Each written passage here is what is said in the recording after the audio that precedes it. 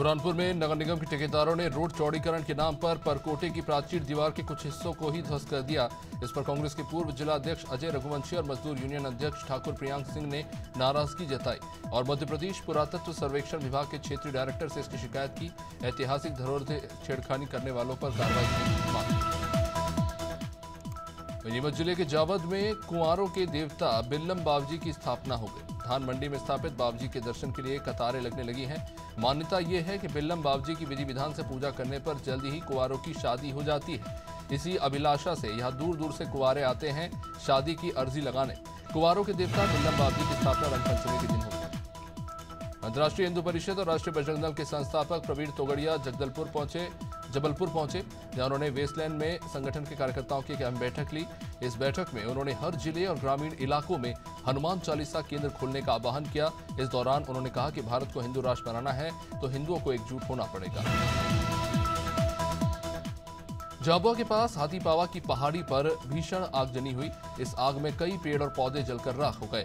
बाद में पहुंचे दमकल की टीम ने आग पर काबू पाने का प्रयास किया, लेकिन तब तक आग पर काबू नहीं पाया जा सका। आग लगने का कारण अज्ञात बताया जा रहा है। प्रशासनिक दल मौके पर मौजूद रहा।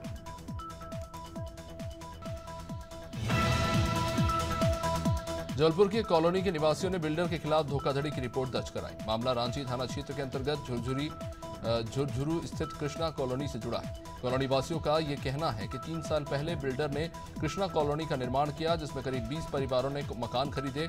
उस समय बिल्डर ने डेवलपमेंट के नाम पर उनसे अलग अलग 35,000 रुपए लिए, लेकिन बिजली, पानी और सड़क शामिल था। लेकिन साल बीतने के बाद भी कुछ नहीं हुआ।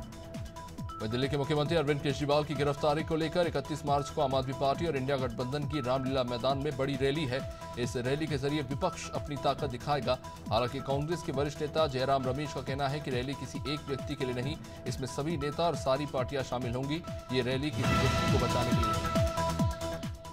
शिवपुरी में रेत माफिया पर प्रशासन ने शिकंजा कसा। यहां कलेक्टर के निर्देश पर कार्रवाई करते हुए प्रभारी निरीक्षक ने करेरा के सिरसोना में अवैध रेत के साथ पनडुब्बी जब्त की। नरवर तहसील क्षेत्र के मगरौनी में भी बिना रॉयल्टी के अवैध रेत से भरे हुए 2 ट्रैक्टर ट्रॉलियां जब्त कर मगरौनी पुलिस चौकी के सुपुर्द किया गया। बता दें कि शिवपुरी जिले की करेरा और नरवर तहसील अवैध रेत खनन का हब बन चुकी है। वह कहते हैं कि राजनीति में कोई अपना पराया नहीं होता। इसी सोच के चलते देश में लोकसभा चुनाव से पहले दल बदल का दौर जारी है। जो नेता किसी पार्टी की रीति नीतियों की आलोचना करते हुए कोस रहे थे, वही नेता उसी पार्टी की विचारधारा की अब तारीफ कर रहे हैं। पहले चुनाव से पहले कुछ नेता राजनीतिक दल बदलते थे, लेकिन इस बार वो दल बदलने का रिकॉर्ड बनता नजर आ रहा है। जयपुर भाजपा के ओबीसी मोर्चा के राष्ट्रीय अध्यक्ष के लक्ष्मण जयपुर आएंगे। सिसकी मिस्त्री महावीर स्कूल में प्रदेश स्तरीय ओबीसी सम्मेलन होगा, जिसमें ओबीसी समाज के प्रदेश भर के जनप्रतिनिधि शामिल होंगे। भाजपा ओबीसी मोर्चा प्रदेश अध्यक्ष चंपालाल गेदर ने बताया कि प्रत्येक विधानसभा क्षेत्र में 3-3 ओबीसी, प्रत्येक विधानसभा सम्मेलन में 3-3 ओबीसी सम्मेलन करने।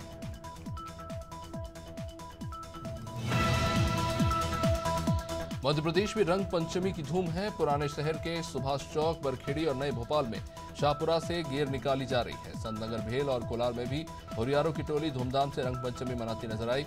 गेर का इस बार ये 68वां आयोजन है। पूर्व मुख्यमंत्री दिग्विजय सिंह भी इस जश्न में शामिल हुए।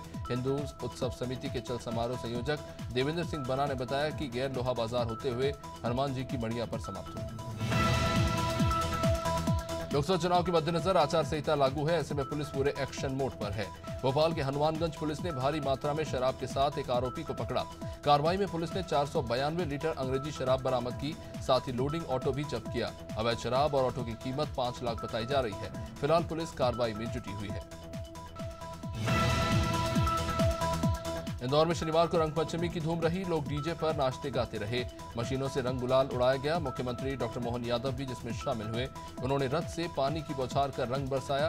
इस दौरान मुख्यमंत्री ने कहा कि इंदौर की अपनी एक बहुत पुरानी परंपरा है। 75 साल से रंगपंचमी की गेर निकल रही है। यूपी के पूर्व डीजीपी सुलखान सिंह ने मुख्तार अंसारी की मौत पर सवाल उठाया। सुलखान सिंह ने कहा कि जब यूपी में फर्जी पुलिस मुठभेड़ हो सकती है, तो मुख्तार अंसारी को जेल में आखिर जहर क्यों नहीं दिया जा सकता। उन्होंने इस मामले में तत्काल सीबीआई जांच की मांग की, ताकि सच्चाई सामने आ सके। बता दें कि सुलखान सिंह ने कुछ समय पहले बुंदेलखंड लोकतांत्रिक पार्टी का गठन किया था। वे सेवानिवृत्त होने के बाद से राजनीति में सक्रिय। वहीं गाजीपुर में माफिया मुख्तार अंसारी के अंतिम संस्कार के दौरान काफी गर्मा गर्मी का माहौल रहा। जैसे मुख्तार अंसारी का जनाजा कब्रिस्तान पहुंचा, मिट्टी देने के लिए समर्थकों की भीड़ उमड़ पड़ी। भीड़ इतनी ज्यादा थी कि पुलिस को काबू करना मुश्किल हो गया। इसको लेकर कलेक्टर ने मुख्तार अंसारी के बड़े भाई अफजाल अंसारी से परिवार और रिश्तेदारों को मिट्टी देने के लिए ही कहा। इसी बात पर अफजाल अंसारी डीएम आरिफा पुलिस से नोकझोंक करने लगे। लोकसभा चुनाव से पहले कांग्रेस को इनकम टैक्स विभाग ने 1800 करोड़ रुपए का नोटिस भेजा। ऐसा कांग्रेस नेता पूरे देश में विरोध कर रहे हैं। लखनऊ में भी कांग्रेस कार्यकर्ताओं ने इनकम टैक्स विभाग के खिलाफ विरोध प्रदर्शन किया और केंद्र सरकार के खिलाफ जमकर नारेबाजी की। इस दौरान कार्यकर्ता ने आयकर विभाग के कार्यालय को घेरने का प्रयास किया। हरदोई में एक अज्ञात महिला का शव बोरी में बंद पाया गया। मामला सांडी थाना क्षेत्र के परसापुर ग्राम पंचायत का। ग्रामीणों ने जब महिला का शव देखा तो हड़कंप मच गया। ग्रामीणों ने पूरे मामले की सूचना पुलिस को दी। सूचना मिलते ही पुलिस वहां पहुंची और महिला के शव को कब्जे में लेकर पोस्टमार्टम के लिए भेजा। फिलहाल पुलिस इस पूरे मामले की जांच कर रही है। मिर्जापुर में पुलिस ने मादक पदार्थ की बिक्री से अर्जित 15 करोड़ 64 लाख की चल अचल संपत्ति को कुर्क कर दिया। ये संपत्ति ड्रग माफिया हेरोइन के सप्लायर महेश सोनकर की है। एसपी अभिनंदन ने बताया कि महेश पर पहला मुकदमा 2007 में मादक पदार्थ की बिक्री का शहर कोतवाली में दर्ज हुआ था। इसके अलावा आसपास के जनपदों में भी ये हेरोइन की आपूर्ति करता था। इसके खिलाफ गैंगस्टर के तहत कार्रवाई हुई। वहीं आगरा पुलिस ने प्रतियोगी परीक्षाओं के सॉल्वर गैंग का भंडाफोड़ किया। इस मामले में गैंग के सरगना समेत 3 सदस्यों को पुलिस ने गिरफ्तार कर लिया। आरोपियों से फर्जी प्रवेश पत्र और नकदी से लेकर हिसाब किताब की डायरी बरामद हुई। बाइक भी बरामद हुई। आरोपी परीक्षार्थियों के प्रवेश पत्र और आधार कार्ड में सॉल्वर की फोटो लगाकर परीक्षाओं में सॉल्वर की एंट्री कराते थे।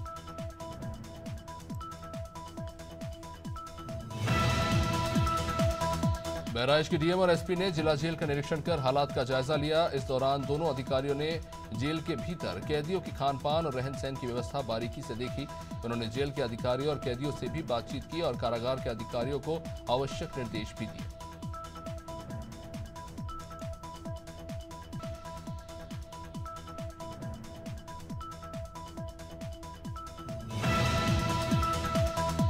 देहरादून में बीजेपी महिला मोर्चा की राष्ट्रीय महामंत्री दीप्ति रावत ने मीडिया सेंटर में प्रेस वार्ता की। इस दौरान उन्होंने बताया कि नरेंद्र मोदी सरकार ने ऐसी कई योजनाएं चला रखी हैं जिससे देश और प्रदेश की जनता का विश्वास भारतीय जनता पार्टी पर बढ़ा है।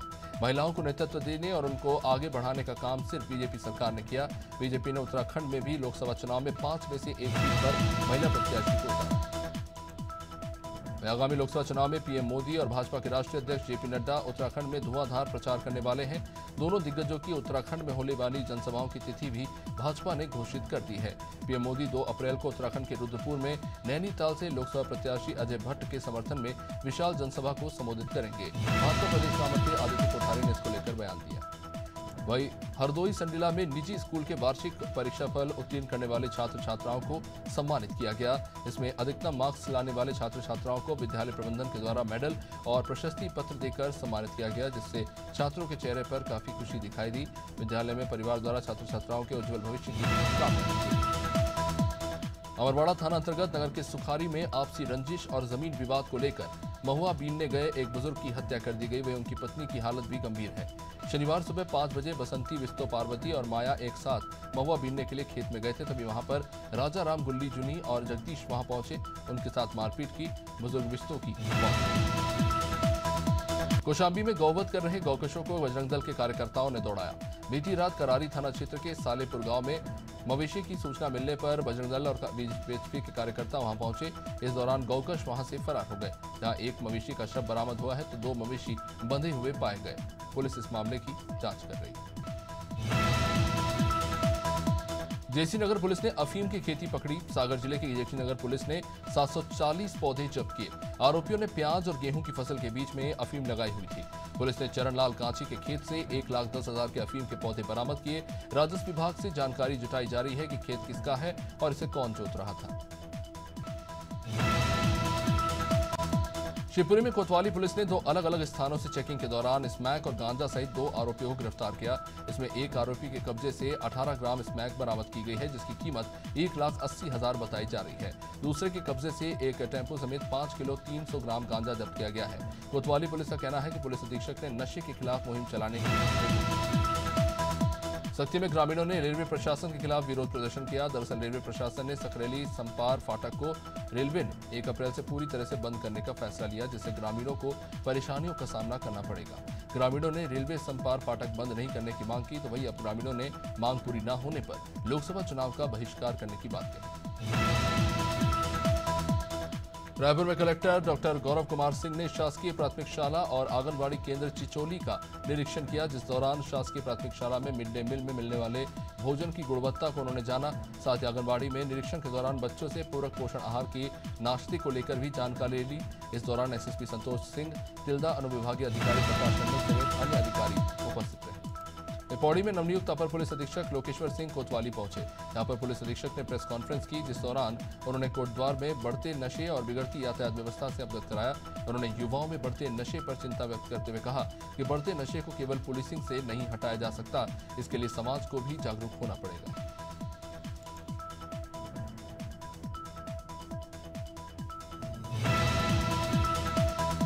कासगंज में नाले की टूटी पुलिया हादसों को दावत दे रही है। मामला गुंज डुंडवारा नगर पालिका का, जहां एक नाले की पुलिया पिछले 1.5 महीने से टूटी पड़ी है। कई बार मोहल्ले वासियों ने इसकी शिकायत नगर पालिका से की, लेकिन अभी तक नगर पालिका ने इस टूटी हुई पुलिया पर ध्यान नहीं दिया। अब राष्ट्रीय प्रवक्ता हाफिज गांधी ने नगर पालिका की ईओ साहब से जल्द टूटी पड़ी पुलिया को सही कराने की मांग की है।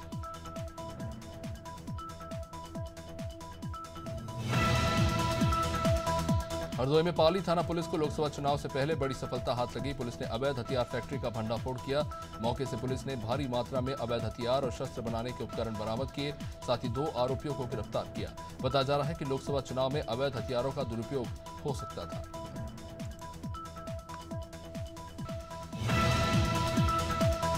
सुरिया में बीजेपी पार्टी ने बूथ विजय संकल्प अभियान की शुरुआत की। इस अभियान की शुभारंभ मंडल अध्यक्ष सहित जिला भाजपा महामंत्री रविंद्र वैष्णव और जिला पंचायत अध्यक्ष गोता घासी ने की, जिसके तहत खुज्जी विधानसभा क्षेत्र के हर बूथ पर पार्टी पदाधिकारी और कार्यकर्ता घर घर भाजपा का झंडा लगा रहे हैं। बता दें कि यह अभियान बीजेपी 261 बूथों पर चला रहा है। भटियागढ़ थाना क्षेत्र के बाईपास पर तेज रफ्तार का कहर देखने को मिला, जहां एक ट्रक ने बाइक सवार को टक्कर मार दी। हादसे में बाइक सवार बुजुर्ग घायल हो गया। घटना की सूचना पर पुलिस मौके पर पहुंची और बाइक चालक जो घायल हो गया था उसे स्वास्थ्य केंद्र लाया गया, जहां डॉक्टरों ने उसे मृत बता दिया। पुलिस ने मर्ग कायम कर इस मामले की जांच शुरू कर दी। शिवपुरी के कोतवाली थाना क्षेत्र अंतर्गत पुराने बस स्टैंड के पास होटल राज पैलेस में होटल के मैनेजर और कुछ लोगों के बीच होटल के कमरे को लेकर विवाद हुआ। ये विवाद इतना बड़ा कि कुछ युवकों ने होटल मैनेजर के साथ मारपीट कर दी और मारपीट के बाद आरोपी मौके से रफूचक्कर हो गया। बाद में पहुंची पुलिस ने मैनेजर की रिपोर्ट पर हमला करने वाले युवकों के खिलाफ मामला दर्ज कर लिया। भारतीय राष्ट्रीय कांग्रेस के पदाधिकारी और कार्यकर्ताओं ने जिला मुख्यालय पर प्रदर्शन कर राष्ट्रपति को संबोधित ज्ञापन सौंपा। कांग्रेस नेताओं ने केंद्र सरकार पर आरोप लगाया कि उनके इशारे पर ईडी और आईटी जैसी संस्थाएं कांग्रेस को लगातार परेशान कर रही है। पिछले दिनों 135 करोड़ रुपए के खाते से पेनल्टी के नाम पर ले लिए और अब 1823 करोड़ रुपए का नोटिस मिला है।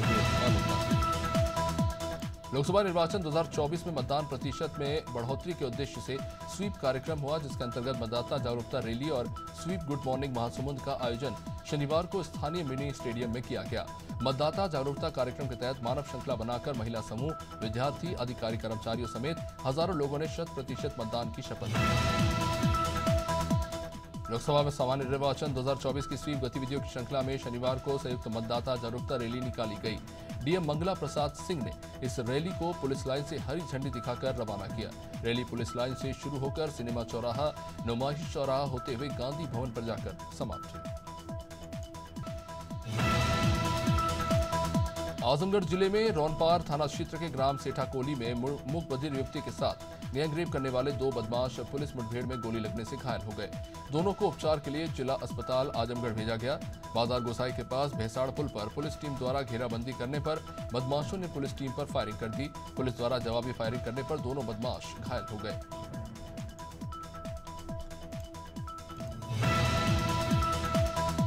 अम्बेडकर नगर में कांग्रेस के केंद्रीय नेतृत्व के आह्वान पर जनपद मुख्यालय पर कांग्रेस जिलाध्यक्ष के नेतृत्व में कांग्रेस नेताओं ने जमकर प्रदर्शन किया।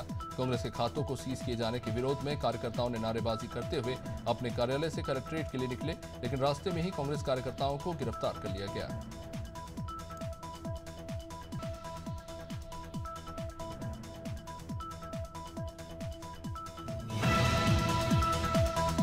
आगरा में निबोहरा थाना इलाके में महिला की हत्या को लेकर पुलिस ने खुलासा किया। प्रेमी ने ही महिला की गला घोंटकर हत्या की थी, क्योंकि महिला दूसरे युवकों से बात करती थी। महिला का दूसरे युवकों से बात करना प्रेमी को रास नहीं आया, जिसके बाद युवक ने अपनी ही प्रेमिका को पहले खेत में बुलाया और फिर उसकी गला घोंटकर हत्या कर दी। मामले में आरोपी प्रकाश को पुलिस ने गिरफ्तार कर लिया। रायपुर में बीजेपी ने विजय बूथ अभियान की शुरुआत कर दी है, जिसके तहत बीजेपी 24,000 बूथों पर पार्टी का झंडा लगाएगी। बता दें कि बीजेपी के कार्यकर्ता हर बूथ पर 10-10 झंडे लगाएंगे। रायपुर जिला अध्यक्ष जयंती पटेल ने कहा कि पूरे प्रदेश में घर घर में बीजेपी का झंडा लगाने की शुरुआत की जा रही है। लोकसभा चुनाव का शुभारंभ हो चुका है, जिसके तहत प्रदेश में 2 चरणों में चुनाव संपन्न होंगे। राजधानी रायपुर में स्टंट बाइकर्स पर यातायात पुलिस ने कार्रवाई की। नवा रायपुर में 6 स्टंटबाजों के खिलाफ शिकायत मिली, जिसके बाद यातायात पुलिस ने आईटीएमएस नवा रायपुर में लगाए गए कैमरों से निगरानी रखी और वीडियो फुटेज निकालकर गाड़ियों की पतासाजी की। लगभग 11 लोगों को नोटिस भेजकर थाने तलब किए गए। यातायात पुलिस ने बाइकर्स और उनके परिवार वालों को समझाया। छत्तीसगढ़ में कांग्रेस नेता रामकुमार शुक्ला ने हमले की आशंका जताई, जिसको लेकर उन्होंने पत्र लिखा। रामकुमार शुक्ला ने पूर्व मुख्यमंत्री भूपेश बघेल को लेकर भरे मंच पर विवादित बयान दिए, जिसे लेकर के लगातार वो सुर्खियों में बने रहे, लेकिन अब उनके पत्र लिखने पर सियासत तेज हो गई है। मामले में कांग्रेस संचार प्रमुख सुशील आनंद शुक्ला ने कहा कि ये स्तरहीन, अप्रासंगिक और धंधेबाज किस्म के लोग। मुख्यमंत्री विष्णुदेव साय ने कांदुल से भाजपा के विजय बूथ अभियान की शुरुआत की। इस दौरान सीएम साय ने कहा कि हर घर में भाजपा का झंडा लगाना है। उन्होंने कहा कि प्रधानमंत्री के शासन में गांव, गरीब, किसान और मजदूर सभी का विकास हुआ। उन्हें तीसरी बार प्रधानमंत्री बनाने के लिए भाजपा का कमल निशान घर घर तक पहुंचाना है। हर घर में भाजपा का झंडा लहराना है। लोकसभा चुनाव से पहले कांग्रेस को आयकर विभाग से मिले नोटिस पर छत्तीसगढ़ में भी बयानबाजी शुरू हो गई है। 1,823 करोड़ रुपए के नोटिस को लेकर बीजेपी ने कांग्रेस पर तंज कसा। कांग्रेस पार्टी बता क्यों नहीं देती कि आयकर विभाग के नोटिस में ऐसा क्या है। वह भाजपा का कहना है कि कांग्रेस हमेशा से ही विक्टिम कार्ड प्ले करती रही है। उन्हें आयकर विभाग की सभी प्रशासनिक चीजों को फेस करना चाहिए। छत्तीसगढ़ में बीजेपी ने विजय बूथ अभियान का शुभारंभ कर दिया, जिसमें घर घर जाकर भारतीय जनता पार्टी झंडा कार्यकर्ता बांट रहे हैं, जिस पर अब सियासत भी हो रही है। कांग्रेस के संचार विभाग अध्यक्ष सुशील आनंद शुक्ला ने तंज कसते हुए कहा कि विधानसभा में ही देखा गया था कि बूथ स्तर पर लोग ज्यादातर कांग्रेस पार्टी को वोट देते नजर आए थे।